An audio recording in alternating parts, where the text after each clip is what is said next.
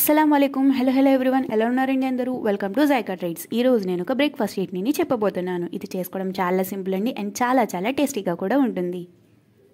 ఇంకా రెసిపీలోకి వెళ్ళిపోతే దీనికోసం మనం ఒక కడాయి తీసుకుని 2 to 3 టేబుల్ స్పూన్ ఆయిల్ వేసుకుని హీట్ చేసుకోవాలి. ఆయిల్ కొంచెం హీట్ అయ్యాక మనం ఇందులో కొన్ని పోపు దినుసుల్ని యాడ్ చేయాలి. జీలకర్ర, పొట్టు మినపప్పు, పచ్చిశనగపప్పు అండ్ కొన్ని ఆవాలు వేసుకుని దూరగా వేయించుకోవాలి. పోపు దినుసులన్నీ దూరగా వేగాక మనం ఇందులో కారానికి సరిపడా పచ్చిమిరపకాయలను కూడా వేసుకుని ఇలా వైట్ కలర్ అయ్యేంత వరకు మగ్గించుకోవాలి. దీని తర్వాత మనం ఇక్కడ 2 కప్పులు టొమాటోలను కూడా వేసుకుని టొమాటోలు మెత్తబడేంత వరకు మూత పెట్టి మగ్గించుకోవాలి. టొమాటోలు కూడా మెత్తబడ్డాక మనం ఇందులో కొంచెం చింతపండు, 7 నుండి 8 వెల్లుల్లి రెబ్బలను కూడా వేసుకోవాలి. పొట్టు తీసింది వేసుకోండి.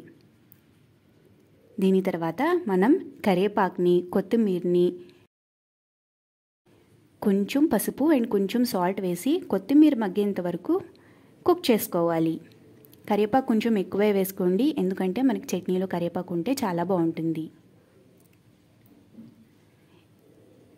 దీని తర్వాత మనం ఒక మిక్సీ జార్ తీసుకుని కొన్ని వేరుశనగ గుళ్ళు అండ్ ఈ టొమాటోని వేసి మెత్తగా పేస్ట్ చేసుకుని 1 టీ స్పూన్ ఆయిల్లో తాలింపు పెట్టుకుంటే మన చట్నీ రెడీ అయిపోయిందండి.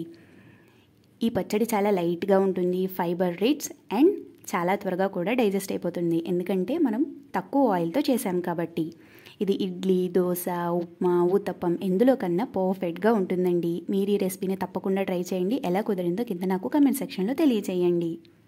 మీకు ఈ వీడియో నచ్చితే లైక్ చేయండి, షేర్ చేయండి. మన ఛానల్ జైకా ట్రీట్స్ని సబ్స్క్రైబ్ చేసుకోండి. మళ్ళీ ఇంకొక టేస్టీ అండ్ హెల్దీ రెసిపీతో మళ్ళీ కలుద్దాం. వీడియో చివరి వరకు చూసినందుకు thank you so much everyone.